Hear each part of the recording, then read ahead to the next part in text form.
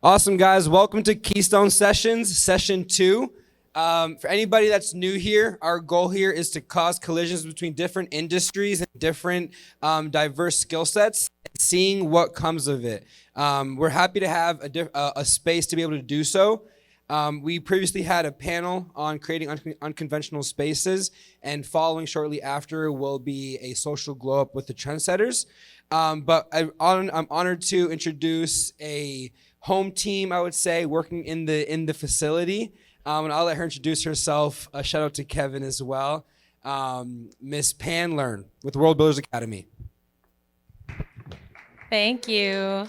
Thank you, everyone. So if you're sitting on the sidelines, there is an interactive piece.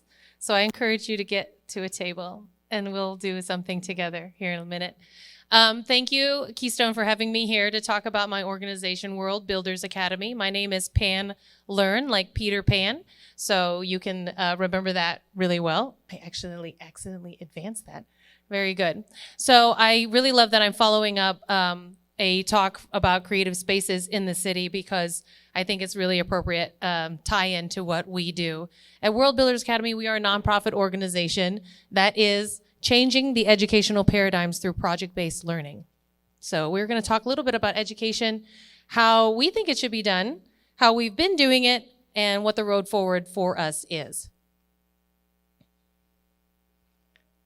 So World Builders Academy's mission is to provide outstanding educational programming accessible to all children, built on the philosophy of respectful care and project-based learning. So respectful care and learning are two things that have to work in tandem when you're talking about educating and working with young people. And respectful care is one of those things that I think we've lost sight of what that word means. We've lost sight of how it applies. And we've also sort of lost sight about what project-based learning means. So we're going to explore that a little bit deeper. But I want to give you a little bit of background because to understand the mission in this school, you have to understand me just a little bit, understand where I'm coming from, and hopefully then maybe predict where it's going to go. So just a little bit about me. I actually grew up being an artist and a designer. So I was a musician when I was in my younger years, performing at Carnegie Hall at one point with my chamber choir, which was a real highlight for me. But then I went into education in my undergraduate study. But I kind of decided after 2 years that that wasn't the direction I wanted to go, which was the traditional educational route. I do have to say that those of us who care about education and do it because we were born to do it. And so I've always been an educator in my heart all the time. So I always consider myself a teacher and educator as one of my labels. But I decided to take a turn and explore other parts. My big reason for not wanting to be a traditional teacher, going from school to school and then back to school. You go high school, you go to college, and then as a teacher, you go back into elementary school. And I felt like that the world had something bigger and broader to offer than what I was learning inside of a classroom. And in order to bring that richness into my future students, I had to go and taste it for myself. So I ended up becoming a theatrical designer. So I worked in costumes, props, and artistry. So I worked on movie sets, film, theater, most of all, operas, but then started getting into interactive design. Interactive design includes things like children's museums. So anytime you go through a children's museum, you might notice, like at Union Station, all those wonderful exhibits. Well, somebody designed that and somebody conceived of it. And a lot of it has to do with understanding and being empathetic and hearing a story and building on it in order to create an experience that others can enjoy. So this is a different type of artistry than, say, being a painter, right? Or being some sort of media artist, because you create what you create, you hang it on the wall, and how people receive it is really up to them. But as somebody who is focused on creating art for interaction, you are really looking at your audience. You are really considering the people that you're talking to, much like a teacher does. A really successful teacher does this exact same thing. So I worked on one of the highlights there is the Harry Potter theme park. So I was one of the artists that worked there. So if you ever go there and you go to Hogwarts and you touch on the walls, well, just know that I touched it first. So as a designer, I grew up in a traditional way. So I was literally hand drawing and drafting some of the work that we were doing. But as I got into grad school and started working there, I started understanding that technology, and this was back in 2008, technology was really going to change how we interacted with spaces. So I'm a lover of spaces and what spaces can do and how they can and how they inspire, which is one of the reasons why I walked into Keystone and I absolutely love this place. This is a beautiful white box space that can, anything is possible. So I started exploring how technology and design started to meld together, and I called myself a creative tech for a really long time. So this image over there in the middle is actually for a project for Yosu, South Korea, for their World Expo, where they did, theme was oceans, and they wanted to have an interactive piece for this 2 football field long LED screen in their entry pavilion. And so the challenges that we had there were, how do you make people look up? Because people don't typically look up when they're walking through. So what we came up with was a Twitter integrated experience that had marine life going through it, and then their tweets would be traveling along.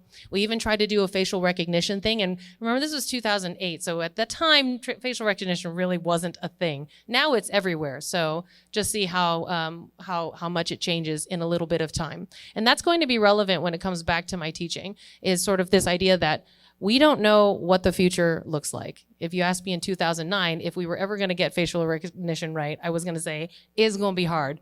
And now here we are with most of us with a device in our pocket that does that so seamlessly, right?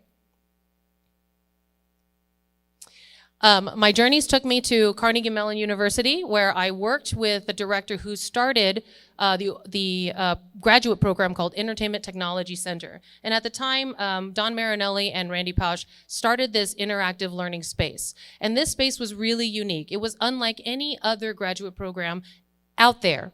MIT and other places were trying to mimic what Carnegie Mellon was able to do with this program. But essentially, what this place was an intersection of creators that came together to make something. So the director was really intentional about accepting people who were traditional artists, who were musicians, who were, yes, programmers, but they weren't like, just because you didn't know how to program didn't mean you didn't get into this program. And after that, he put what Kevin likes to call here at Keystone together groups that would cause collisions. And from that, they would make interactive experiences. Again, we're talking about before 2015. So interactive technology where you're doing, what is that game piece? The Wii, where you have the controller, where you can interact. None of that was really out there yet, certainly not in the consumer market. So these students back then were really on the working with the cutting edge of technology, infrared and all kinds of things and technology in order to create that interaction. How do you make things that are on a flat screen come alive? So they had an Oculus before Oculus was a thing. And this was a really, really big game-changing moment for me, where I got to see successfully how you can do education, creativity, technology, all at the same time. So that is different than what I experienced growing up to be a teacher. And I'm going to talk about that in a minute.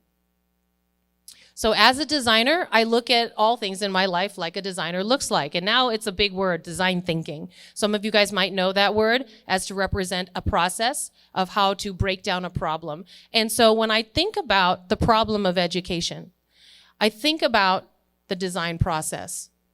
A lot of us out there want answers. We just want the answers. We want it in a box. We want it pre-prepared. And then when we take it out of the box, we want it to work exactly the way we expect it to. And life just isn't like that. If you guys take a really deep look at your lives and the way you've made decisions on a personal and professional level, you made choices and things that you thought, the boxes you bought into, college maybe, didn't pan out the way you thought it would, right? A few economic episodes, and you realize that all that paper that you worked so hard for didn't really equate to what you thought it would. And it makes people feel frustrated. It makes people feel disheartened. And that's a really bad way to kind of want to go in life. So when you think about education and how we are preparing young people for a future in which we cannot predict, then having the flexibility of mind is going to be really, really key. One of the things that Don Marinelli, who was the director at the Entertainment Technology Center, told me, which I took with me, which is that in the US, our number one export, does anybody have any idea what our number one export is? No? Forever. We're still the leader in this, I feel. Maybe we're getting caught up on. He said, creativity. Yeah, you said ideas, which is so close. But creativity, the creative mind, the ideas. Americans, in particular, are singularly unique in that we are super confident in everything that we think, right? But if creativity was a commodity, we would be number one. I mean, the things that this country and the people who've lived in this country have invented that have added positivity to the world is quite a lot. I don't know what the number is, but I know it's a lot. So when I think about how to solve big problems, I think about this design process, that just because you go from the beginning to the end doesn't mean you're done. That's only the beginning of the next phase, right? So that's the way I think about World Builders Academy and what we're doing. So let's think about the problems, okay? The problem is that our current structure for education, and we're going to talk about early education, we're going to talk about lower elementary. The reason why we're focusing on that is because some of you may or may not be aware that the psychological development of a person has the most important stages are in the early years. By the age of 3, you have solidified who you are as a person. All the foundational blocks of who you are and what you are and how you deal with stimuli or stress are all established by that age. So if you think about children who are being raised in stressful environments where their needs aren't being tended to, that becomes solidified by the age of 3.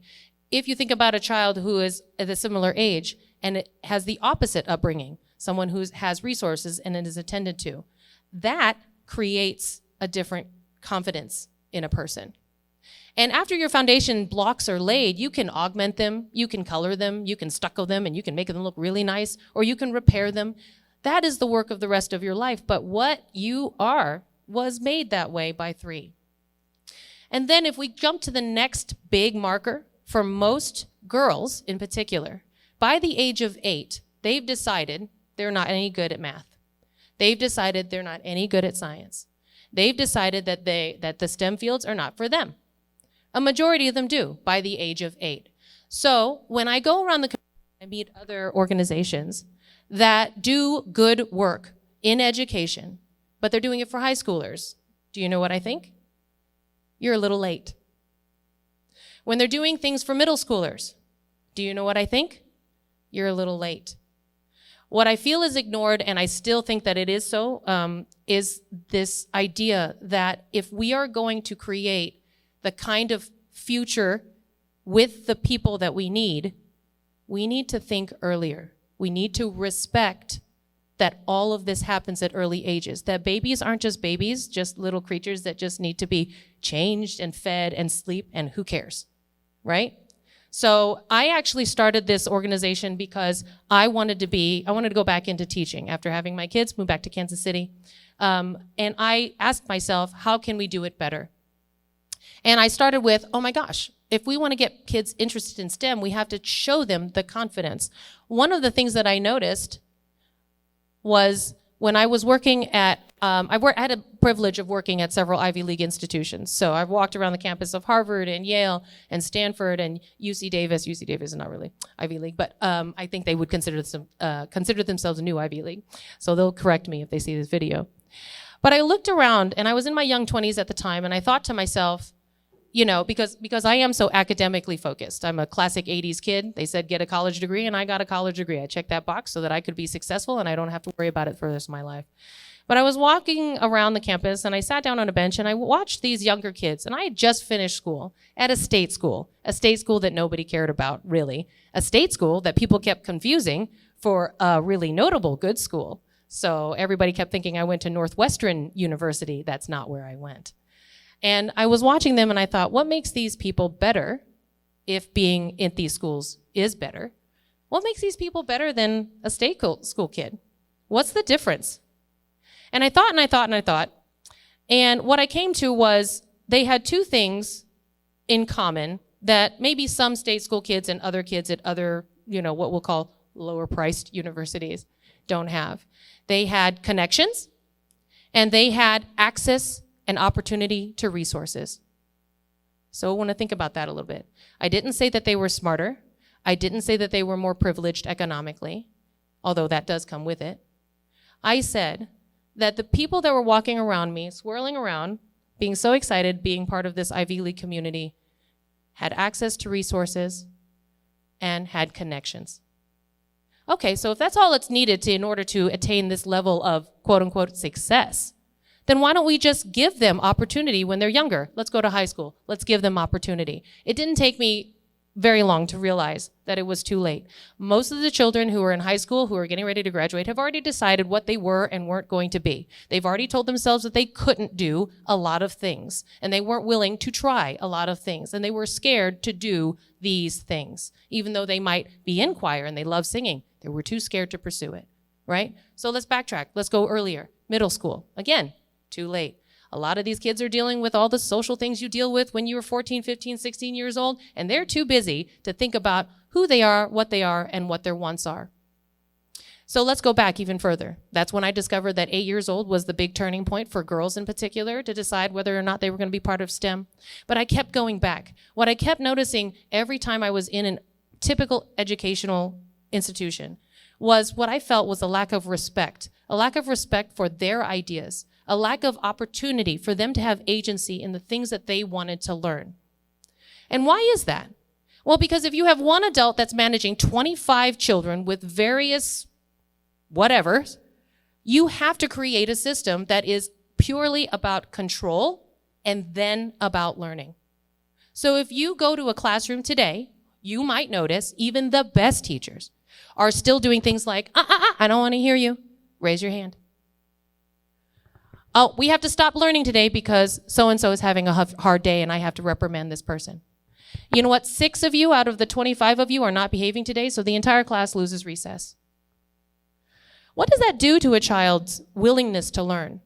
What does that do to a child's ability to see something in themselves? And then, even though this really invested quality teacher really does care, what does the system offer that teacher to be able to facilitate and help someone see the potential in themselves? This is the problem. So I asked myself the question, and I'll ask all of you, what is achievement? Right now, our educational paradigm is still formatted in a way where students should go to college, and that's success. They should get straight A's, and that's success. And if you don't, then you're behind. You are not enough. So what we're talking about is achievement. Can I get a couple answers, a couple thoughts? What do you think achievement means? Really reduce it down to its pure form if you can. I love that. Of course you say that because we're here at Keystone. He said achievement was continued progress over time, but does our educational system support that? Think about it. What do you think? Completion. Yes, I think that is a more accurate current what achievement is. That it's like, oh, I achieved this, I'm done.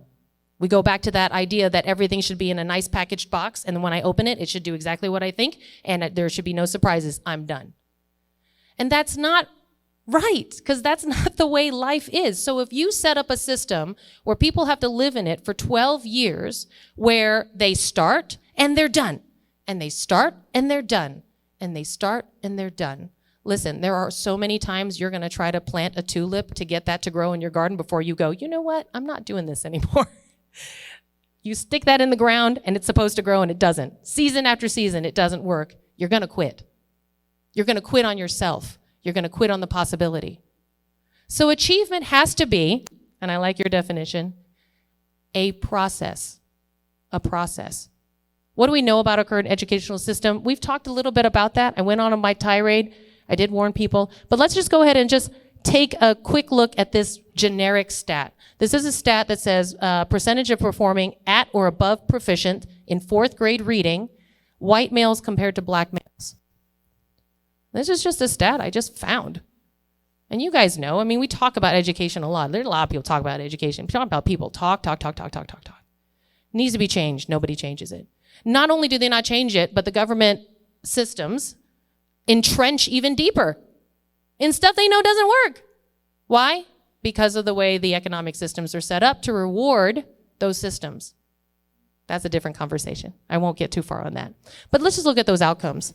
Look at this graph, or imagine what this graph would look like when it's compared to girls and boys achieving in science. What you'll see is that girls overachieve and are those blue lines when it comes to science and mathematics until after second grade or 7 or 8 years old. And then that chart flips. Why? And why? Some people have created organizations directly to attack and to deal with this problem, but I think it's too tiny. We need to look at it as a systemic whole. What is wrong with the system? It's not just we are really crap at teaching reading. It is not just we are crap at teaching math. I think it is because our system is crap at teaching people how to think, not what to think. Thank you. So what's a desired outcome? Okay, you want to know where you're going? As a designer, you want to know what you're designing, and you want to know what resources you have available to you. We just talked about where we are. Let's talk about where we want to go. Well, for us at World Builders Academy, we believe that education is not a straight line with a finish and end. We believe that it is a journey of education, a journey, right, of education, which is a balance of developing your skills and developing your authentic self as you are seeing yourself as an active part of your community. That's what I believe our goals should be. You get a diploma when you do this. You get a diploma when you show me you've gone through the journey of education. Not just you turned in assignments that you crammed overnight because you had to. Not because you were dragged to class and you think it's a drag and you had your head on the table because you just didn't care. That's not being active in your journey, okay? And then developing skills. Notice I didn't say ace math, ace reading, right? Because a skill is a skill. However you want to define that, right? And then discovering your authentic self. This is key. And this is part of that respectful care in education. If you don't know who you are when you get kicked out of high school, what do you spend your time doing? I'll tell you what I did. I made a lot of mistakes. I let people tell me who I was, and I believed them. And they weren't all kind things, if any of them. And I spent the next 20 years realizing that I let other people and other people's expectations define me. Wasted a lot of money, wasted a lot of time, felt a lot of hurt. I'm still healing from a lot of that. What if we had an educational system that was so focused on you discovering your strengths, your weaknesses, your wants, and then what you need to get those wants? And then by the time you graduated from high school and you're 18 years old, that you don't know everything about yourself, because why? Achievement is progress and process, right? So I don't know everything about myself by the age of 18. I just know what I do know. An example of that might be, I know I don't like reading. I look at a giant contract and I shut off. But as a grown-up, I know I'm going to have to learn how to read for my own safety. So I'm going to learn as a child what devices and what techniques I need to employ so that I can get through the tasks that are necessary, right? I'm going to learn that I need to read a chunk. I need to write about it in my own words. I need to get up, take a break, and then go back to this very deep contract and read the next chunk. And only then am I able to actually process information. That's how I did it. That's how I've learned to do it. It took me 40 years. I wish it didn't take me that long. I wish someone was there to help me discover that. I wish someone was there to understand that just because I didn't love reading, it didn't mean that I was deficient or that I wasn't smart. I wish they didn't give me B's and C's because I misspelled words, and instead looked at me and said, what do you think? How do you want to express that for others to see? And if the way I express it is unclear because I misspelled some words or I misused words, then help me there. Then I'll learn how to spell the words. Then I'll learn what I mean. Isn't that an interesting idea? World Builders Academy was started in my home at my kitchen table. I started it semi-officially, maybe not so, in 2008. It had many iterations. It had other names. Called ourselves Generation Maker Lab for a long time. That was a for-profit declared arm. We became a nonprofit organization in 2020, but we started in earnest as Generation Maker Lab in 2016. So from my kitchen table with a class of 2 children, I began this journey of testing my ideas. It's so crazy and it's so wild that when I talk to educators about it, they shut me down. They told me, you know what? You'd be really good as a sub. That's what they did with my energy. And I went, I don't think that's all I can do. So I'm going to do it myself. I'm going to prove it to people that it works. That all the careful thinking that I've done in all the wonderful experiences that my design career took me around the country, all of that means something, and it's not to be a sub for you. So I began. You can see that our idea is that project-based learning is an educational approach that is focused on learning through community and experiences. Our school is based on what we call a Reggio Emilia philosophy, and that is something you guys can look up. It's fantastic. It was voted the #1 way to do early education in the world from Time Magazine in 1992, and since then has rocketed. People go from all around the world to go to Italy in Reggio Emilia to study at the institute that they created there because they were discovered. And there's a really rich history that I don't have time to get into, but I'd love to talk to you about it if you're interested. So I want to do a little interaction here. So on the table, you guys have some material, and I'm going to grab something. And I want you to go through this little experiment with me so that you can feel the difference for yourself. Hopefully, that's what I'm hoping for.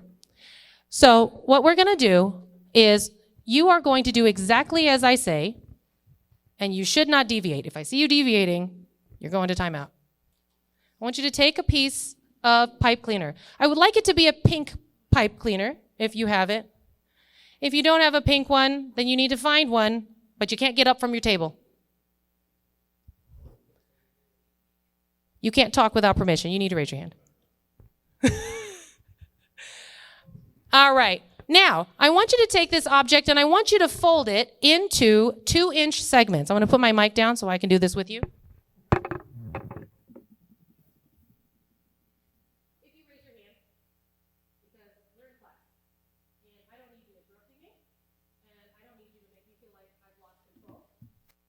Of my room. Oh, okay. Oh, yeah, I guess for the recording you do. All right. Are you done yet? If you're not done yet, you're getting a C. Get done. This is what we're doing. Are you doing it? Are you paying attention? Are you paying attention? Have you done it? I see some of you still working. I'm very disappointed. I feel I'm not being listened to because you're not doing it. Okay? I see someone in the back being defiant. You're going to ISS. All right?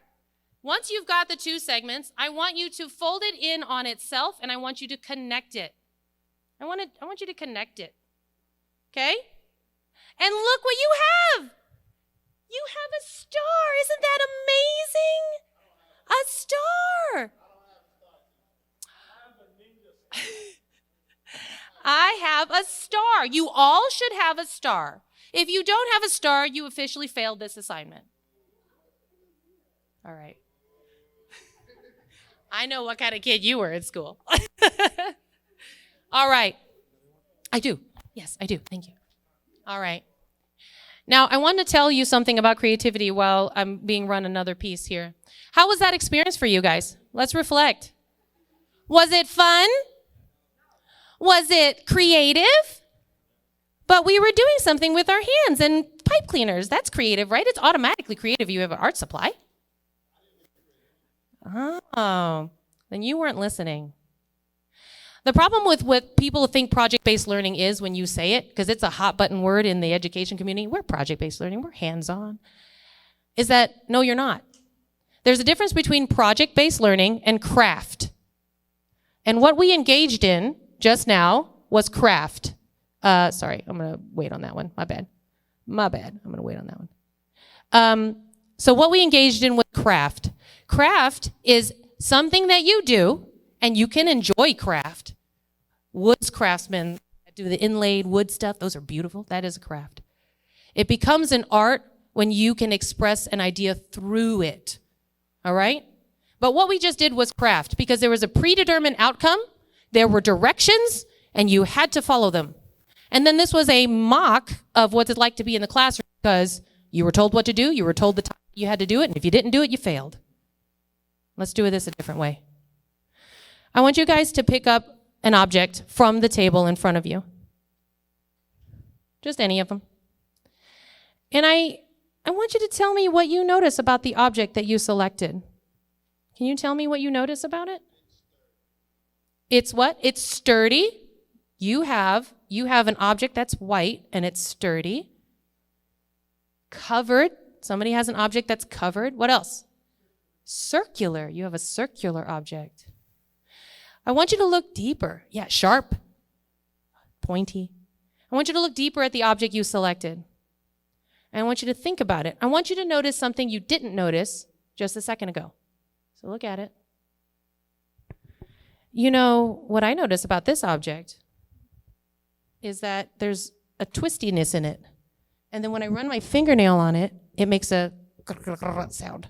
It makes a sound. Does your object make a sound? It doesn't? I bet you if you were 5, you'd make it make a sound. Any sound. Does it make a sound? Can you make a sound? Can you make it make a sound? I want you to close your eyes and smell it. Does your objects have a smell? Imagine for a minute that you're looking at this object and you guys as adults have to pretend for a minute that you're not. You have to pretend for a minute that you have no preconceptions about what you have in your hand. That even though you know what the object is, you can think bigger about it. I noticed that some of you guys grabbed the straw, but nobody opened it. Do you know the first thing kids would do? They'd open it. They'd tear it open. Not only would they tear it open, they'd also disrespect the object because they wouldn't keep it intact. Depending on how old the kids are, you know what they'd do? They would tear it. They would have heard the crinkling of the paper. They would have bent it. And then in the bending of it, they might have realized that they could do this. Huh. Put that through. That's interesting. I wonder what that is. Oh, you know what that's starting to look like to me? I might grab another straw and connect it over here, and I might take that toothpick and try to see if I can't poke it through that straw because it's too thick. I'm going to have to ask my teacher to help me. Hey, teacher, can you help me poke a hole through here? Why do you want to poke a hole through there? I want to put a toothpick in there, but I can't do it by myself. Oh, that's right. How old are you again? I'm 8. You're 8. I think you can handle doing this yourself, so let me show you how. Here's a scissor with a pointy end, and here's the safe way to poke a hole into it. Now you've got that hole. Isn't that great? Yeah. Okay. Do you need anything else? No, I'm good. And then you're going to poke that hole. And then what could that child create in that time? Anything. Who sees a horse? Who sees a flute?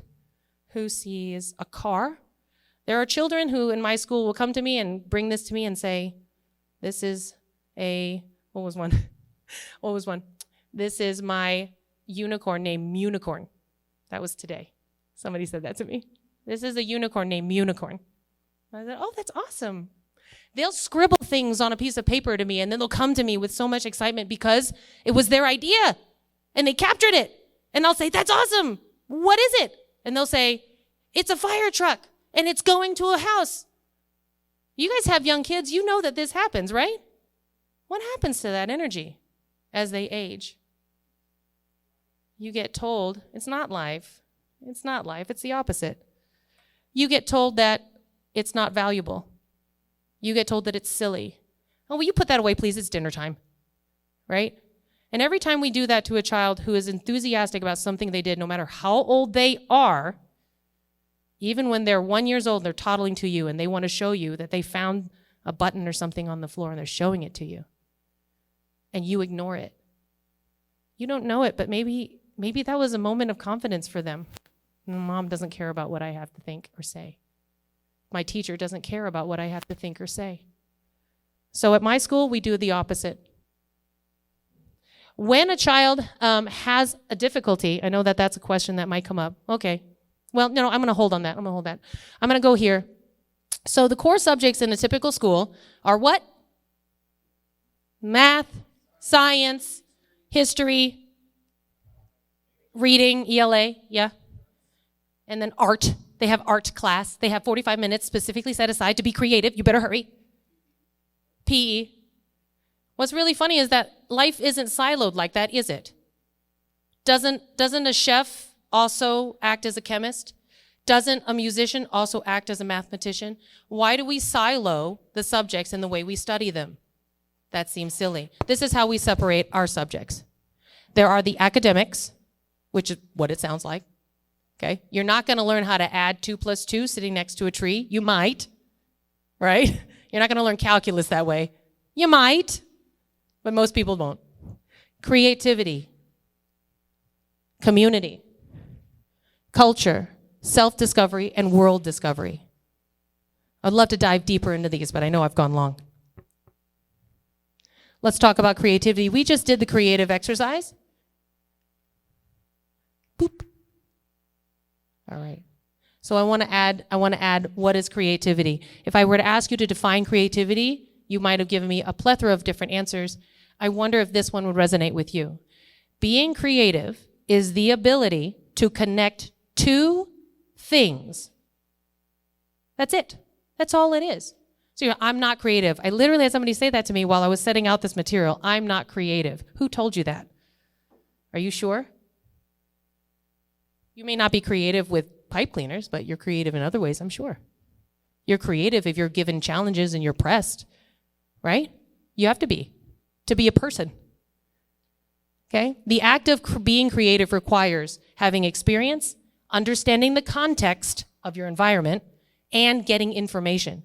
So ultimately, all of the subjects here, sorry, I'm pushing advanced, but that's not what I mean. All of the subjects here are about exploring what it means to be agile in your thinking. How do you put ideas together? But it's not enough that you put it together and just don't tell anybody. Community is important because we're people. So after you have ideas and you put them together, you have to be able to communicate them. That's where the academics can be really helpful. You can write about it to share your ideas. You can tell people, but it gets further if you write it down. That's what I tell my students. Sorry, I didn't mean to do that in the mic. So our job in our school is not to teach math, to teach English. The entire point of what we do is to fill the mental libraries. This is what I tell my staff. This is what we're doing. What am I doing today? I don't know. How are you filling their libraries? So then, instead of saying, well, today we're going to learn about the letter S. I have a coloring sheet of a snake, and I have socks, and they're going to find the socks. Isn't that fun? It's like, how about you do a lesson that's about what they're interested in? We have conversations where the room will talk and talk and talk. No matter how old they are, they will talk. They will show, they will tell in their own way what they're interested in. Right now, our preschool class is going through a gecko project because somebody thought that was interesting. I really thought they were going to go with pyramids. That was a really close call. And then suddenly they pivoted and went gecko. So now we have a gecko. Most uninteresting animal pet I've ever had. And then the younger class, my 2-year-olds, are doing trains. So they just learned about tunnels just today. So what is the benefit? Well, I have seen, through my own practice of almost 10 years, higher retention of learned material. Because when you're tapping into their interests and you tell them about it, then they will remember it because it's not a drag to learn it. My students perform above federal standards in measurable academics. So I had the pleasure of doing this long enough that I've had students since they were 2 all the way until they were 8 years old, almost 9 years old. And my biological first grader was doing 3rd grade content if you looked at federal standards. Not because she was smart, she was, but not because she was special, but because I offered her information when she was ready for it, and anytime she needed us to slow down, I did. Okay? Flexibility to adapt to varying talents and abilities, opportunity to support neurodiversity like ADHD and dyslexia. Suddenly ADHD and dyslexic children are not bad, and they're not wrong. Okay? The construct that respectful care and project-based education from the age of 6 months to 8 years results in building a confident, competent young person and gives them the foundation to be their authentic self. I got the 5-minute warning, so I'm going to go fast. Oh, boop. Okay, I'm not really sure if it's not going. The last slide was imagine if, and then we talked about it a lot at this point. And also I'll truncate that slide. Imagine if all of our schools were doing this. So the next step for us as an organization is I've done this for 8 years. I think I've got it down, at least down enough. As a part of process, I have achieved nothing. I did get a recognition with Central Exchange and got awarded the STEMI Award for Innovative Entrepreneurship in 2019, so that was a real coup for me. But I want to get data around what I'm doing. Right now, it's all anecdotal. It's all whatever I said happened and the things that I measured. I want to create system around it because the biggest feedback that I got after winning that award and like getting myself in front of important people was, that's nice, but it's not scalable. And I just don't think that's true. I think it means a mind shift, and I think it takes time. I think it takes belief, confidence in the adults that children are capable and that they can learn a different way. So we are looking for funding. We are looking for opportunities. Right now, we are locked in one position, and we are not in a what I would call a super diverse area. But I would love this program so that we can offer these programs to our minority populations and our underserved communities, because they need it. Everybody needs it. I was going to say they need it most, but everybody needs it. And that's it. That's my story.